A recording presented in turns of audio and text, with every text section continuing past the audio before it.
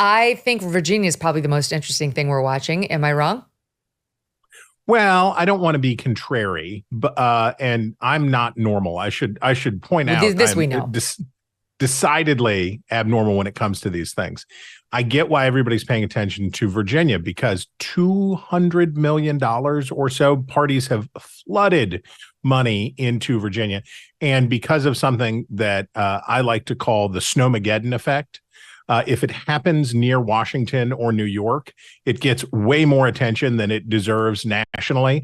So there's a blizzard in the East Coast, and people in Arizona are like, I don't know, bro. Seems okay here. But so there is a geographical thing, but there's also the Glenn Youngkin factor. And Glenn Youngkin has tantalized his donors by saying, well, I'm not going to make up my mind about whether I'm going to make a late entry into the presidential campaign until we're done with these Virginia midterms. So with all 100 seats in the Virginia House of Delegates and all 40 seats in the Virginia State Senate, Youngkin has raised a ton of money. He has campaigned vigorously, and he is still popular in Virginia. He is much more popular in Virginia, which is a blue state, than Joe Biden is. And he has staked it all on this run. And his backers and the national media, both, are curious to see. So if Youngkin has a big night, if they pick up, so basically the Republicans, Democrats have a narrow majority in the Senate, Republicans have a narrow majority in the House. It's going to come down to 5 seats basically in either chamber.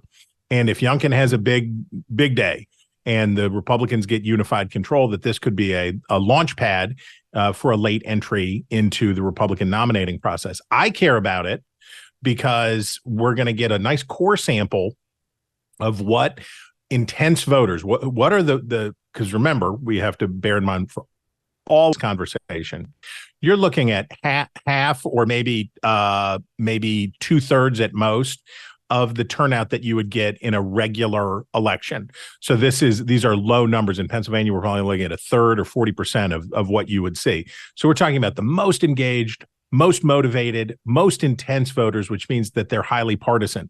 So what we're going to get to see in Virginia is in the northern Virginia suburbs of Washington, D.C., in the Tidewater and southeastern Virginia, and outside of Richmond, in the suburbs outside of Richmond, how fired up are Democrats and Republicans, and given how bad the news has been for Joe Biden lately on the 2024 election, are Democrats divided? Are the intense partisans in the Democratic Party, is there real disaffection there? So we get to see some of that in Virginia. Mm-hmm. And now I don't know. I mean, we've talked about this before, including with you at length, but there are reports like in Forbes that if the Virginia governor is successful in winning control of the Senate and keeping control of the House or improving the Republican margin in the House, if Glenn Youngkin does that, then billionaire supporter Thomas Peterffy?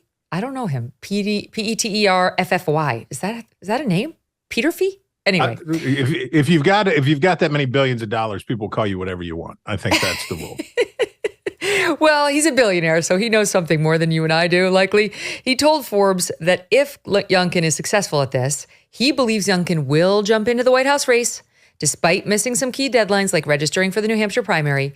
And he says he has several tens of other Republican billionaires at the ready. Quote, I have spoken to Youngkin. I have spoken to many big GOP donors. We are all enthusiastic and waiting for him to win Virginia and enter the race. I have heard that exact same thing myself from a former RNC official who believes that indeed will be the plan. Any thoughts on that at this late stage of the game? I kind of hope for Youngkin that he doesn't have to go through that. He has been surprisingly successful as governor of Virginia. Again, not a Republican state, hasn't voted Republican on the presidential level since 2004. And he has managed to both be conservative and popular, which is a trade-off that Republican governors of blue states, a combo they're not often able to do. You can be a liberal Republican in a blue state and be popular. We saw Charlie Baker in Massachusetts and other people do that. Mitt but Romney. Being a conservative,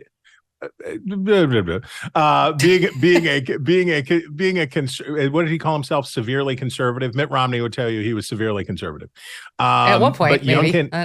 Youngkin has cast himself and delivered on conservative priorities in Virginia. And he's managed to remain popular because he's been an effective chief executive, because most people don't care about ideology. Persuadable voters care about, are the roads fixed? Are the schools better? How are the quality of life considerations? And Youngkin has managed to remain popular doing that.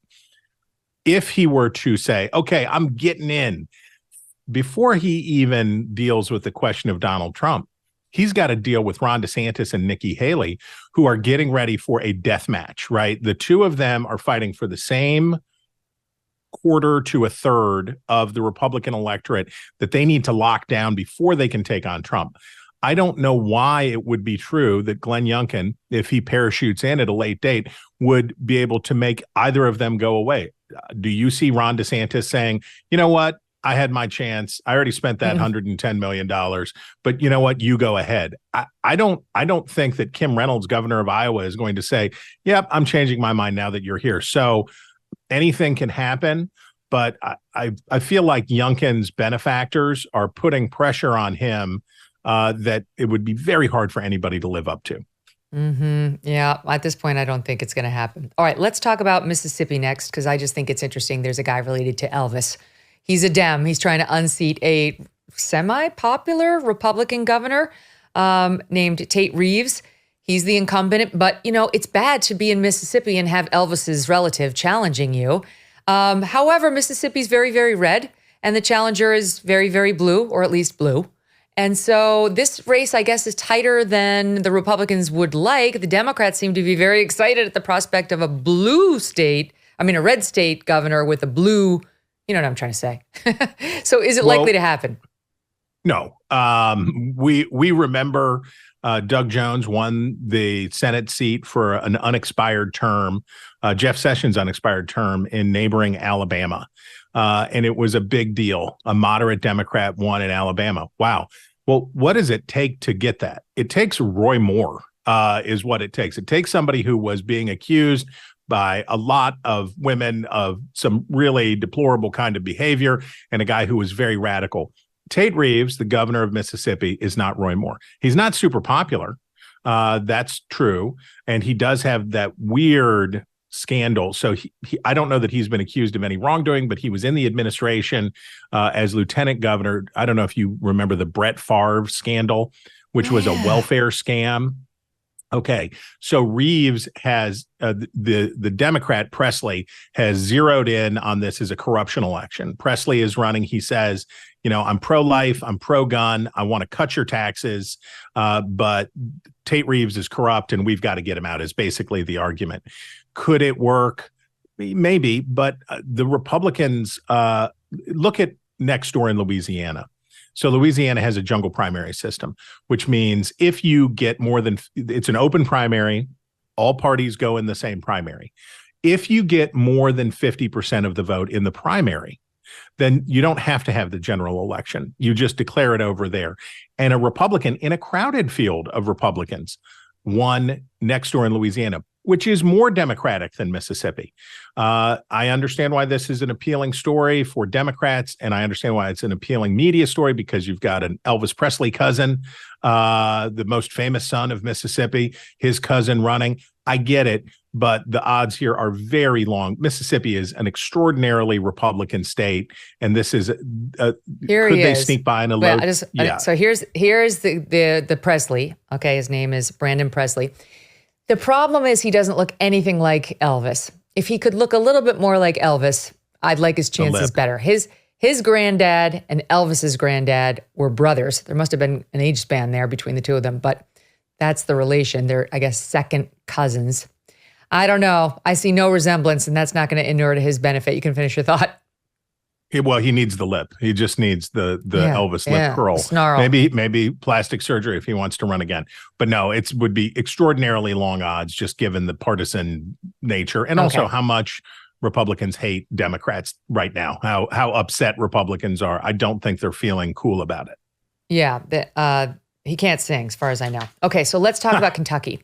I was excited about Kentucky. I love Daniel Cameron. I just think he's a rising star, a good guy. He came on the show like one of our first episodes very early on, before we even had video. And he was the AG in Kentucky. And I remember saying, you're going to be governor. And I wasn't alone in my prediction. It wasn't anything special. I just wanted to note that for the record. In any event, here he is running for governor, and yet I wouldn't say he's favored. What do you think is likely to happen in the Kentucky governor's race where the incumbent is pretty popular and Daniel Cameron, the Republican challenger, seems to have an uphill battle if you look at the polls? I mean, I would rate this one a toss-up, basically. Oh. Kentucky is a very Republican state on the federal level, but it is schizophrenic. On the state level, Kentucky has traded the governorship between parties 4 times this century. So Kentucky has basically been a reliable Republican state on the federal level since 2000. But in that time, they've toggled back and forth between the parties 4 times. And twice there have been Republican governors who were both defeated after 1 term. Beshear, the Democratic incumbent, is very moderate. He's very Kentucky, and he's really focused on the sort of pragmatic. He would be the Democratic doppelganger in a lot of ways to Youngkin. He's in the wrong state on the presidential level, but focuses on quality of life issues and that kind of stuff. Daniel Cameron represents a fusion that Republicans have been looking for a long time. Here's a guy who can appeal to the MAGA movement and can talk about those issues and engage on those issues, but is a protege of Mitch McConnell. This is what Republicans have been looking for, somebody that both sort of the MAGA populist wing of the party and the traditional conservative wing of the party, where they can unite. That makes Cameron very potent. Now, the problem that Cameron has is that turnout in Kentucky so here's a good rule of thumb. The richer you are, the more likely you are to vote. The electorate skews. The middle class and upper middle class people are disproportionately represented in the electorate because they have a higher voting propensity. There's a lot of reasons for that, but basically the electorate is more educated and wealthier than the nation as a whole. Now, what that means, though, is that when you have an off-year election like this, who's the 40% of the Kentucky electorate that's not showing up? Now, some of those people, Kentucky's is basically 3/4 of Kentucky is a very rural state, highly Republican, and 1/4 of the state is Louisville. And Louisville is a diverse and they're highly educated, affluent suburbs. There's an ethnically diverse urban core. It's a Democratic city. So basically, it goes like this. Of the 40% of the people who will turn out in 2024, but who don't turn out this year, who are they mostly? And a lot of those folks are from Eastern Kentucky, rural Kentucky, who are big-time Trump voters, right? They're big-time MAGA. That's where they are. But what Cameron has been trying to do is basically nationalize the election and say to those voters, I know you don't usually come out in races like these, but I really need you because we have to send a message to Joe Biden. So what Cameron has had to say about Beshear is basically Biden. Whatever the question, Cameron's answer is, it's Joe Biden. You're just like Joe Biden. You're just like Joe Biden. So that's what he's trying to do. Thanksgiving is 2 weeks away, which means the best Genucel sale of the year, just in time for the holidays. The Genucel Most Popular Package is back for you to look stunning at your Thanksgiving gatherings. And now, get the brand new Genucel 3 also included in the Most Popular Package. Sunny from Rockford, Illinois said, I'll give Genucel 5 stars because the products do exactly what they've promised. It's working. I love all the products and I highly recommend it. Take advantage of the Genucel best sale of the year and say goodbye to fine lines, crow's feet, bags, and puffiness, laugh lines, and dark spots. The Genucel experience is like no other. Look and feel your absolute best or your money back, no questions asked. Go to Genucel.com/MK60 for an incredible holiday discount. Better than 70% off on Genucel's Most Popular Package with the Genucel 3 product and Dark Spot Corrector. And for results in 12 hours or less, the Immediate Effects product is included in this package for free. Go to Genucel.com/MK60 for a free upgrade to priority shipping at checkout. GENUCEL.com/MK60. Hey, thanks so much for watching. If you like what you just saw, hit the subscribe button for more clips and full episodes.